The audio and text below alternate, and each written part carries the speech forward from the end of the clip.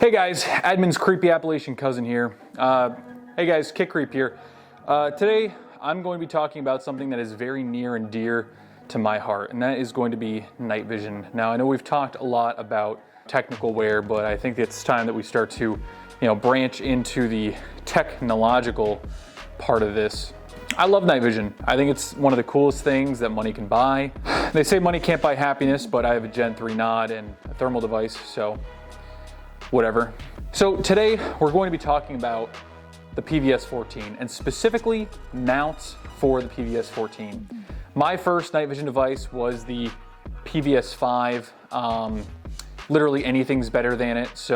And my second set of night vision was a PVS-14 that I built in June of 2019. So this past June, I was coming up on 4 years with that same PVS-14. And every time I thought of upgrading from that 14, I imagined having dual tubes, right? That to everyone makes sense. Dual tubes are an upgrade over the PVS-14, and that's not necessarily the case. It's kind of the same as green phosphor versus white phosphor. When I upgraded from my previous unit to my current unit, my previous unit was a green phosphor tube, whereas my new one is a white phosphor tube. I wouldn't call that necessarily an upgrade, but more of a preference kind of a thing.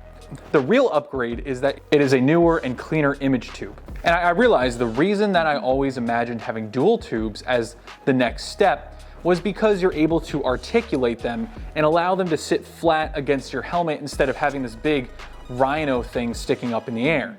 What I realized was I could get that same capability from the mount that I use as opposed to, some sort of bridge. So of course, we're going to be talking about the Norotos INVG. That is going to be the main focus of this video, but I do want to go over some other available mounts on the market, right?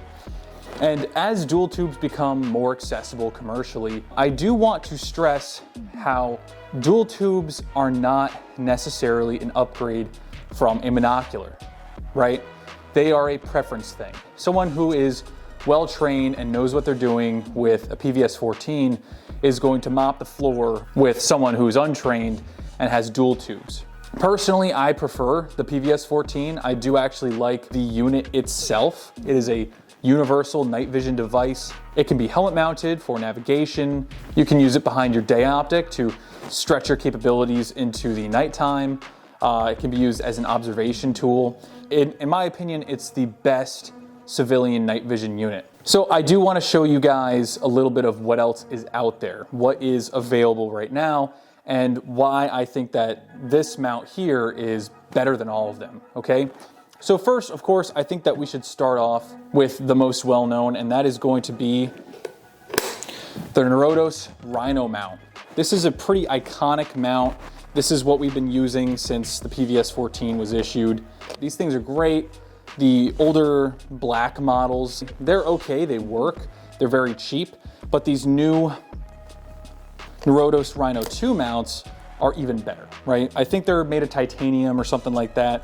Much better adjustment controls on there. Overall, it's just a better mount than the original Rhino. And this is also a force to overcome mount. So instead of having a push button, you just overcome a force. It's really just, it's semi-locked into place, and then you have to overcome that tension in order to move it from position to position. Now, some of the obvious drawbacks of this mount are going to be how high above your head it's going to sit. And that's going to pose an issue in terms of general snag hazards, but also inside of vehicles. Because the PVS-14 has no way of articulating out of the way of your eye to keep it from being above your head, you do have to stow it like that in order to free up both of your eyes, and then it doesn't have the ability to flatten against the helmet, so it's sticking pretty well up there. So inside of buildings, going through low-hanging doors, if you've ever hit your helmet on a low-hanging door and thought that you broke your neck or that you were dead, one of those kinds of things, that's definitely an issue, especially inside of vehicles. I mean, there's really no good way to stow the PVS-14 on a Rhino mount inside of a vehicle. And the other thing is going to be the USGI J-arm. This thing can't articulate, but it can swing from eye to eye. However, the only way to do that is by tightening and loosening this screw up front. It's not very quick. Really, you just need to put it over one eye and be done with it. But there is no way for you to articulate this, even with the USGI mount, out of the way of your eye. It's going to be over your left or your right eye, and that is it. It leaves a lot to be desired. So the industry standard at the moment for night vision is going to be a Wilcox style of mount. Do something like this Wilcox G01, right? This is the one hole mount for like an ACH or a Mitch, whatever. And the appeal of these mounts is that they sit flat to the helmet, so when you do have something like dual tube, so instead of being over your head, it's going to just sit flat. But as you can tell with the PVS-14, instead of sitting flat, it's actually pushing it out in a very awkward place. So whereas with the Rhino mount, where it sits above your head, it actually distributes that weight pretty well. But with something like a Wilcox mount, like the G01, the G11, the G24, all those things are going to put the PVS-14 really far out in front of your head, and the helmet's gonna want to do that. So I would not recommend a G24 or a G01 for the PVS-14 personally. I would actually recommend a Rhino over a G01. I know that sounds really weird, and all of the Wilcox mounts are going to have a push button, and they're gonna have lots of great adjustment features, and they're very solid, but they don't really work for a PVS-14 with standard USGI mount. Now, I understand that there are different J-arms that you can get, such as the Mod Armory J-arm, and the thing with that, a lot of them function with friction, okay? Instead of using some sort of a push button that locks into place, they have a tension screw, and you just twist them from left to right. Now, this is good for being able to swap eyes very easily, but the issue is people think that they're going to be able to articulate it out of the way like you can with dual tubes, but you really can't. It's not going to sit flat against your helmet. It's a little better, not by much. So something like these Mod Armory mounts, they're great, they're good quality, but they're not going to give you that articulation that you might want. Now, the Noise Fighter arm is a different story. That one can work, but I'm not a huge fan of friction mounts, and I'll get into that a little bit later. The next mount that I want to talk about is going to be the Norotos AKA2, right? Got a lot of Norotos on this table. They are the standard. So the Norotos AKA2 has a lot in common with the Rhino, but with a little bit of the G24 mixed in there. I'm gonna swap back to my USGI mount. So the Norotos AKA2 can accept both a dovetail or a bayonet mount. The USGI J-arm is going to use the bayonet, just so you know. And as you can tell, the AKA2 does sit a little bit closer to the head than the Rhino mount does. And it's got some really nice features that are definitely an upgrade from the Rhino. Now, it's more expensive than the Rhino, but it's typically going to be cheaper than a G24 as well as the Norotos INVG. But what sets it apart from the Rhino? Well, firstly, this one actually does use a push button mount, unlike the Rhino that uses a force to overcome. And the other part is that because of that, they integrated a second position that you can stow the PVS-14. So where that's pretty cool is if mounting it above your head in this position is going to be an issue, you can stow it out in front of your head. And this is helpful for me inside of vehicles because, you know, inside of something like a sedan, right? Not everyone has, you know, a Jeep Wrangler or, you know, a convertible. A lot of people have sedans, and if you want to keep a low profile, a sedan is definitely your best option. But getting inside of a vehicle with this thing sticking over your head isn't always an option. So being able to keep it at that second position so that it clears that roof is a good idea. However, you're going to be bumping your head into literally everything else, but it allows you to sit in the vehicle with little issue. And then, of course, you can press the button and it goes right back in front of your eye. Now, the other use case for this is when it comes to, you know, transitioning from light to dark areas or dark to light areas. That second, you know, high ready kind of position is nice because if you transition from a dark to light area, you can very quickly, with very little force, flick it out in front of your head. You don't have to press the button, you don't have to overcome a force. It will very easily just flip up into the next position. I can do it with just one finger, which is really cool. If you want to fully stow it, you just hit that button and it's above your head. This is the mount that I've used for about 4 years now, and it's great. Honestly, I really do like the AKA2. I have not a lot of bad things to say about it, but again, it's really just, it's not going to get as close to your head as you want it, as I would want it to. I want it to sit flat, but again, that second position did help out a lot for some applications for me. The biggest issue that I had with this helmet is something that I noticed at a training course. We were doing some drills, and one of them required you to, turn around really fast and get in the back of a stack so that, the next guy can go forward. And what happened was, when I turned around to go to the back of the stack, I noticed that this mount has this really weird quirk where if you turn your head too quickly, it's actually going to flip up. So you do need some kind of like shock cord or, nod retention device in order to, keep it from doing that. So that's something to keep in mind. The AKA2 is definitely a step up from both the USGI Rhino and the Wilcox G24. But again, I really wanted to get that extra capability out of it in order to articulate it out of the way, and then being able to sit it flat against my helmet when it's stowed. And the mount and J-arm combo that is going to give me the capability that I wanted so badly is going to be the Norotos INVG and the Wilcox PVS-14 arm. So what's so great about this thing? Well, as you can tell, this PVS-14 is sitting very flat against my helmet. And the reason for that is it's able to turn and articulate 180 degrees. So I can spin this thing all the way around and it goes right in front of my eye. So you can either articulate it left or right, and then you can also stow it. Now this is the hyper mount, so there are no buttons to press. It's all force to overcome. You're gonna be forcing a lot of cum out of this mount. Jesus. So again, what sets this thing apart from other mounts on the market is that instead of letting it sit way out in front of my head like on a Wilcox mount, I can now articulate it and sit it flat against my helmet. And that's great because inside of vehicles or inside of buildings where it's very tight quarters, this ensures that you have less of a snag hazard on top of your head. And if I do want to put it in front of my eye, I don't have to press any buttons, it'll just go right there. Now, the other part of this equation is going to be the Wilcox J-arm. And the Wilcox J-arm allows me to switch it from eye to eye very quickly and very easily. Now, like I said before, you can obviously use things like the Mod Armory arm. These things are fine, but I don't like the friction mounts, right? I like repeatability, right? Repeatability equals accuracy.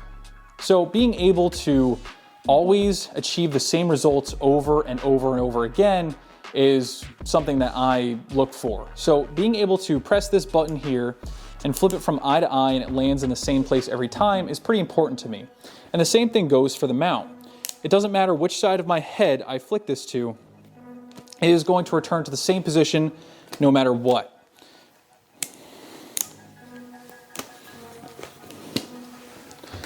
So the friction mounts, again, they're fine, but just I don't like that you have to find that position every single time, whereas this mount will find it for you. Hey guys, Kid Creep from the future here. Pretty cool, I know. I got one more thing here for you that I just recently picked up. Here we have the Generation 2 Wilcox J-arm. That's the one in my right hand, and it has that angle put in it. Previously in the video, I was using the Wilcox Generation 1 J-arm. Now the difference here you can see is going to be that the Generation 1 does not have an angle put into it, whereas the Generation 2 does. Personally, I think the reason they put that angle in there is because of an issue that I have with the Generation 1, which is it won't let me use the eye cup. And I'll show you how that looks here in a second. So essentially, if the eye cup on the PVS-14 is important to you, personally, I would make sure that you get the Generation 2 Wilcox PVS-14 arm. with something like a standard USGI mount is going to have that angle on there, whereas the Generation 1 Wilcox arm does not. And here you can see the Gen 2 Wilcox arm and the standard USGI arm. The reason that they call it a J-arm is because, well, it looks like a J. And I'm not too sure why Wilcox decided to un-J the arm, but they re-J'd it in the Generation 2 model.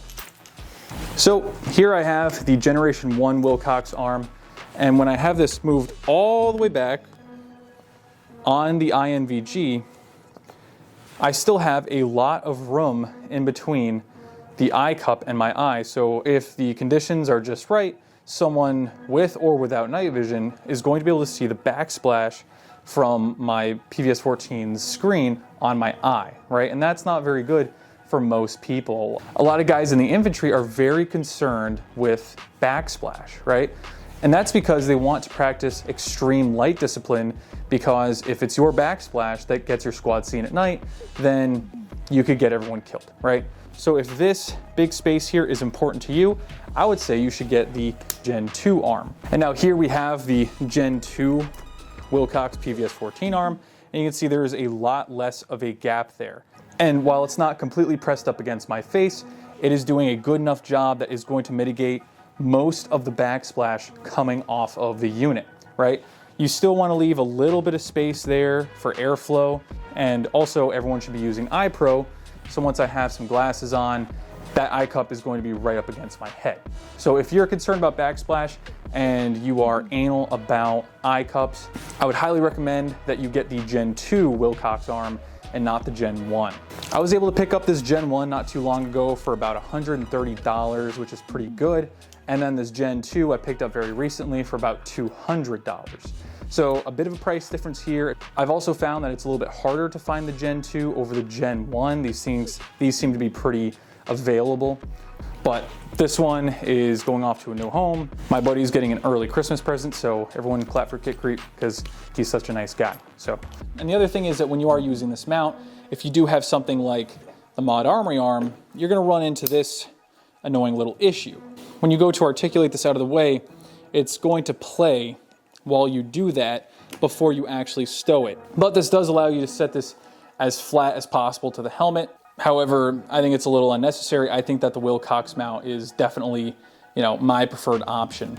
So the Mod Armory arm is cool and all, but again, you can see when I try to articulate this, the friction mount is going to bend before the INVG does, which is really annoying. This INVG mount is going to be one of the most expensive. It's going to run anywhere between $400 to $500. So it's kind of in that G24 range. You'll probably be hesitant to spend another $200 on the Wilcox J-arm. And that's why I want to tell you, you can get adapter shoes for the dovetail mount, which then allows you to mount a standard USGI J-arm. So the only issue with the J-arm is that it is a very flexible plastic, so it's going to want to bend before the INVG actually, overcomes that force. So that is a little annoying. The J-arm is also very fragile. It's definitely a purposeful weak point on the PVS-14. So if you do ever snag your nod on something, I think the hope is that the J-arm is going to snap before your neck does. But the only issue with that is if the actual J-arm itself snaps, now you don't have that J-arm. You can't put it back together. The plastic is snapped, right? That's why we have things like breakaway features on later mounts, right? So yeah, the USGI J-arm is definitely usable on here. You just need one of these adapter shoes. So this Wilcox mount is definitely more sturdy than the standard USGI mount. And the reason that it can be is because this mount is going to do a lot of things before your neck snaps, which is really cool. On other mounts, we see things like breakaway features, right? Like on this Wilcox mount, you can flick that switch, and if a certain amount of force is applied to the mount, it will actually separate from itself. And that's going to be an attempt to save your neck, right? But the thing is, if you don't have your nods retained, now you've just lost a very expensive and very invaluable item. With something like this INVG, because it's all forced to overcome, if you do end up whacking this mount, it's just going to move into a different position, and then you can just easily snap it right back into place. I really do like that if this does get knocked out of the way, it can snap right back into place just like that. Same thing where if it applies a forward kind of a force, it's going to move upwards. And then you can smack this thing around as much as you want because again, it can move in 360 degrees. Now, I'm not sure exactly what the point of that full 360 is, but my PVS-14 can do flips. And again, that ability to stow the PVS-14 flat to my helmet is really invaluable to me. Another thing that I will say about the Wilcox mount is that there are some situations where I found myself wanting to be able to flip my 14 from one eye to the other, right? When you're looking through the 14 in pitch black, one eye is seeing darkness, right? And it's able to read the ambient light. And that's one of the reasons why I prefer a monocular, is that I always know what my ambient light is looking like. The downside is one eye is getting just absolutely burnt out by looking at that bright screen, right? Bright screen. And there are some points where I really just wanted to give one eye a break and flip it over to the other one. And the Wilcox mount easily allows me to flick it into the other position over the other eye. The other big benefit to this is going to be when using other optical devices, right?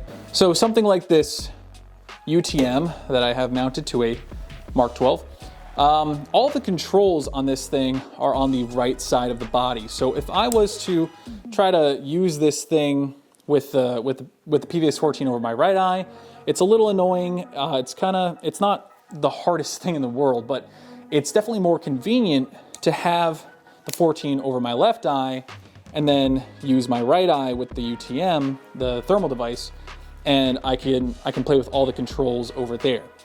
So I think that's another big benefit. If I have something like an actual scope and I try looking down at this thing, no matter what, is going to be banging into that, so it doesn't really work out. If I do want to look down, my optic, all I have to do is articulate it out of the way and get behind the gun. So that's really nice and easy. So that's gonna be about it for this video. I really wanted to highlight this mount because I think that it's really cool. I think that it gives you the extra capability out of your monocular that I felt like I really needed. I haven't really seen a lot of content out there on that, even though it's my favorite night vision mount. I know Kinetic Consulting put out like a Facebook video on it with this exact same setup, and that was really cool. That's how I found out that the Wilcox J-arm is a great pairing with the Norotos INVG. The Norotos dual dovetail mount that they always show in the product information mounted to this stinks, right? You actually have to pull the PVS-14 off and then clip it back on. I don't really like that. I really like the PVS-14 J-arm. I think the first time I saw a Norotos INVG was like the Green Mountain Rangers video where they're going over their night vision. But this mount is definitely the biggest upgrade I could have possibly done for my 14. It's fantastic, right? And again, I know it's a very restrictive price point. That's why I wanted to show you some other options that are out there. If you no-life it on eBay, you'll probably be able to find one for a pretty good price. I know I did. If you do have a G24, you are able to get these adapter shoes between like $35 and $50. Definitely a good thing to have. Also, one last thing from Future Kit Creep. I just want to thank you guys so much because as of right now, at the filming of this segment here, October 2023, my very first video, the PCU video, has almost 500,000 views. And I can't thank you guys enough. If you're watching this because you like night vision but you don't know anything about how to survive in the cold, highly recommend you go and watch my very first video, which is now creeping up on 500,000 views. That's incredible. If you are a subscriber, just know that I'm still making content. I actually just recently moved. I've just been getting settled in before I can even think about making content, but I am filming from my new location right now, and I'm feeling pretty comfortable. And as it gets colder outside, there will be plenty of content coming soon. It's gonna be a really fun winter, and I'm excited. So thank you guys again so much. Almost 500,000 views in my first video. That's insane. Thank you guys so much again. So I'll see you soon.